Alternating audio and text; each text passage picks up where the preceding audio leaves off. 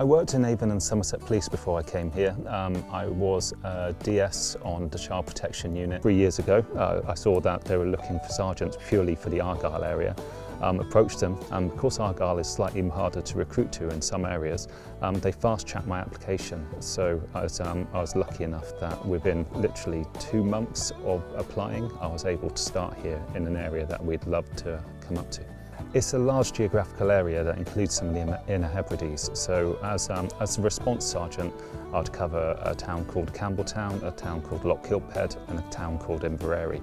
It's the first place I've ever policed whereby locals will knock on your door to say hello, but also to report crime to you. So if they see something suspicious, they'll actually come and knock on your door to ask what you're going to do about it and how to address it. And so the work-life balance is the main pro for living here, and that's partly why I moved up here to address that. I finish work on time generally. Actually, the level of the work I'm dealing with isn't something that I take home with me. I'm not on call. But for example, this weekend on my rest days, that's just passed, I went with a colleague kayaking out in the bay, and we went to see what wildlife we could find. And then the next day I was chopping down trees and making things in the garden.